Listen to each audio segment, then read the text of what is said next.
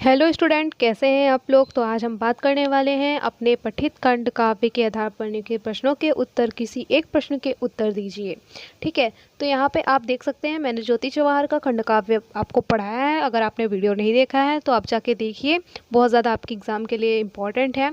तो ये कानपुर, प्रतापगढ़, मिर्ज़ापुर, ललितपुर, रामपुर, गोंडा और ये इस ज़िले में ये ज्योति जवाहर चलता है। तो अब मैं नेक्स्ट पढ़ा रही हूँ अग्रपूजा खंड काव्य, जो कि श्री कृष्ण के चरित्र पे मैंने पढ़ाया हुआ है, जो कि बहुत अच्छे तरीके से आज मैं बताऊंगी आपको। तो ये अगर आप प्रयागराज ज़िले से हैं, आजमगढ़ ज़िले से हैं, मथुरा ज़िले से हैं तो आप मुझे कमेंट ज़रूर कीजिएगा।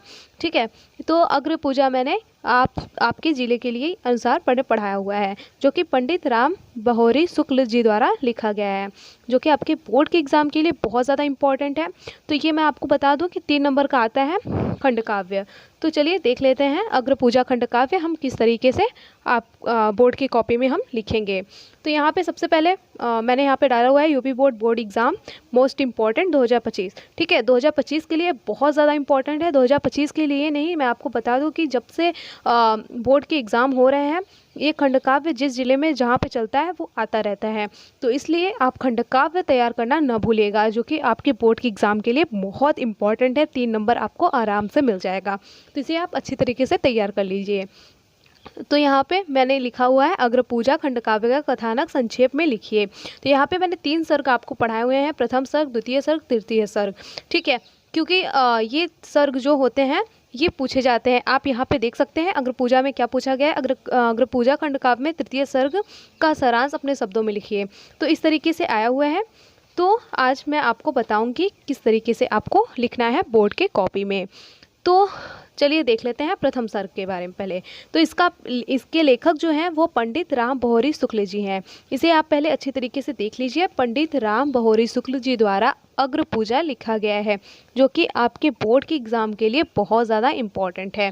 तो अब हम चलिए शुरू करते हैं। तो प्रथम सर्ग इस तरीके से आपको हेडिंग डालना है ब्लैक पेन से। इस वाले पेन से आपको हेडिंग डालना है, जो कि मोटी पेन चलती हो थोड़ी। फिर इस तरीके से लिखने के लिए आप कोई भी ब्लू पेन का यूज़ करिएगा, जो दिखने में काफ़ी सुंदर लगते हैं। जेल पेन का यूज़ करेंगे तो और ज़्यादा सुंदर लगेंगे। ठीक है, तो इस तरीके से आपको लिखना है। दुर्योधन के द्वारा षड्यंत्र करके लक्षागृह में आग लगवा देने के बाद वह पूर्ण रूप से अस्वस्थ हो गया कि अब पांडव समाप्त हो गए हैं, तो उसने और अधिक अत्याचार बढ़ा दिए हैं। किंतु श्री कृष्ण की बुद्धिमत्ता एवं सावधानी से पांडव लच्छा गृह से जीवित निकलकर छद्मवेश में द्रौपदी के स्वयंवर में राजा द्रुपद जो थे यहाँ उपस्थित हुए। राजा द्रुपद की शर्त के अनुसार अर्जुन ने मछली की आँख का लक्ष्य भेद किया। निराश हुए अन्य राजाओं ने अर्जुन पर घातक प्रहार किया, किंतु भीम और अर्जुन ने समाप्त कर दिया। श्री कृष्ण इनकी पहचान लेते हैं। श्री कृष्ण इनको पहचान लेते हैं। यहाँ पे इनकी हो गया है तो इनको होगा। ठीक है, इनको पहचान लेते हैं। मिलते जुलते हैं राजा द्रौपदी को अर्जुन को सौंप देते हैं। फिर द्रौपदी का विवाह 5 पांडवों से हो जाता है। पांडवों को जीवित देखकर पांडवों का विवाह की खबर सुनकर वो तंग रहता है। कौन तंग रहता है? दुर्योधन। ठीक है, फिर धृतराष्ट्र ने भीष्म को पितामह को द्रोण तथा विदुर के परामर्श पर पांडवों को आधा राज्य देने का निश्चय किया। इस तरीके से आपको लिखना है। फिर दूसरे दिन आगे देख लेते हैं। फिर दूसरे दिन धृतराष्ट्र ने युधिष्ठिर का राज्याभिषेक कर दिया। इसके बाद गुरुजनों से विदा लेकर पांडव द्रौपदी सहित वन को चले गए। फिर द्वितीय सर्ग में क्या आता है? द्वितीय सर्ग में आता है पांडव श्री कृष्ण को साथ लेकर खांडव वन पहुँचते हैं। यहाँ एक विशाल वन था। यहाँ पर श्री कृष्ण ने स्वयं लोक जैसा इंद्रप्रस्थ तैयार कर दिया। जो व्यक्ति पांडवों के साथ हस्तिनापुर आए थे वो भी सुखपूर्वक रहने लगे। कुछ दिन के पश्चात श्री कृष्ण पांडवों से आज्ञा लेकर द्वारिकापुरी वापस चले आए। श्री कृष्ण के वापस आते ही समय पांडव व्याकुल हो जाते हैं। धर्मराज युधिष्ठिर के राज्य में प्रजा बहुत सुखी रहती है। इस तरीके से आपको द्वितीय सर्ग लिखना है। फिर आगे देख लेते हैं तृतीय सर्ग में क्या लिखा गया है, जो कि बोर्ड के पेपर में भी पूछा गया है तृतीय सर्ग में। तो तृतीय सर्ग काफ़ी बड़ा वीडियो है, तो आप लास्ट तक जरूर जुड़े रहिएगा, क्योंकि आपके बोर्ड से रिलेटेड मैं वीडियो लेके आ रही हूँ, तो आप ज़रूर देखिए। पांडवों का द्रौपदी से विवाह होने के उपरांत पांडवों के आपसी मतभेद को दूर करने के लिए नारद जी ने यह प्रस्ताव रखा कि द्रौपदी एक एक वर्ष प्रत्येक पति के साथ रहे। शर्त यह भी थी कि यदि 1 वर्ष तक पति के साथ रहते हुए दूसरा पति देख ले तो वह 12 वर्ष का वनवास जाना होगा। तो अर्जुन ने गलती से देख लिया तो नारद की बात याद आ गई अर्जुन को और वो वनवास चले गए। ठीक है, वनवास जाते ही अर्जुन द्वारिकापुरी पहुँचे और द्वारिकापुरी पहुँचते ही उन्होंने वहाँ पर अर्जुन की बहन, यहाँ पे अर्जुन का बहन लिख दिए हैं हमने, यहाँ पे कृष्ण होगा। ठीक है, कृष्ण की बहन सुभद्रा से विवाह कर लिया। फिर दहेज लेकर इंद्रप्रस्थ वापस आ गए। वहाँ पर अर्जुन और श्री कृष्ण ने अग्निदेव की तृप्ति के लिए खंडवाहन किया। अग्निदेव ने प्रसन्न होकर अर्जुन की 4 श्वेत घोड़े तथा दुतगामी कपिध्वज नाम का रथ प्रदान किया। वरुण देव ने अर्जुन को गांडीव धनुष और 2 अच्छे तुरीण दिए। अग्नि ने श्री कृष्ण को कौमुदी गदा और सुदर्शन चक्र उपहार में दिए। मयदानव ने अग्नि की लपटों से व्याकुल होकर जीवन रक्षा की मांग की। अर्जुन ने उसे अभयदान देकर बचा लिया।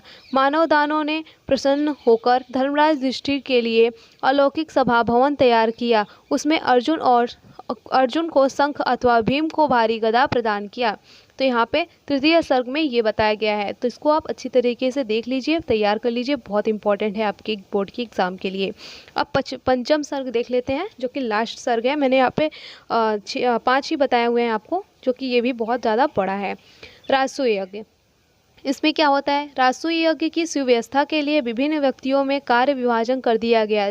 सब राजा आसनों पर बैठने लगे। श्री कृष्ण ने ब्राह्मणों के चरणों धोए। सबसे पहले पूजन के लिए महादेव ने श्री कृष्ण का नाम पुकारा तथा श्री कृष्ण सभादनों के बीच आए तो सभी राजा आसनों से उठकर खड़े हो गए। केवल शिशुपाल ही नहीं खड़े हुए। ठीक है, शिशुपाल कौन थे कृष्ण के, तो वो थे फुआ के उनके लड़के, मतलब बुआ के लड़के थे। तो अभी मैं आगे आपको बताऊंगी। ही बैठा रहा। श्री कृष्ण की प्रसन्ना होकर अग्र पूजा के लिए नाम प्रस्तावित किए जाने की बात सहन नहीं कर सके और श्री कृष्ण पर प्रहार करने के लिए दौड़ पड़ा। कौन दौड़ पड़ा, शिशुपाल। किंतु श्री कृष्ण प्रसन्न होकर मुद्रा में बैठे रहे। यह जिधर भी प्रहार करने के लिए दौड़ता उसी दिशा में श्री कृष्ण का हंसता हुआ मुख दिखाई पड़ता। शिशुपाल थक जाता है। श्री कृष्ण ने शिशुपाल को कहा कि तू मेरे बुआ का लड़का है, लेकिन मैंने तुम्हारी सारी गलती माफ़ की है, परंतु अब ऐसा न हो कि तुम्हें दंड देना पड़े। फिर भी शिशुपाल श्री कृष्ण की निंदा कर रहा था। तब श्री कृष्ण ने अपने सुदर्शन चक्र से शिशुपाल के सिर काट दिया। धर्मराज युधिष्ठिर ने आदरपूर्वक उसका अंतिम संस्कार किया तथा उसके पुत्र का राज्य अभिषेक किया। बस इतना ही आपको अग्रपूजा में लिखना है। ठीक है, श्री कृष्ण का मैं चरित्र जल्द लेकर आऊँगी। आप इस चैनल में नए हैं तो चैनल को सब्सक्राइब जरूर कर दीजिएगा।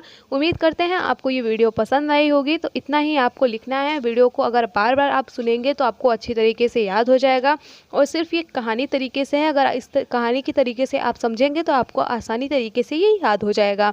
तो उम्मीद करते हैं आपको ये वीडियो पसंद आई हो तो अपने दोस्तों के साथ इसे शेयर कीजिए और वीडियो को लाइक करना न भूलेगा। मिलते हैं नेक्स्ट वीडियो में। Thank you.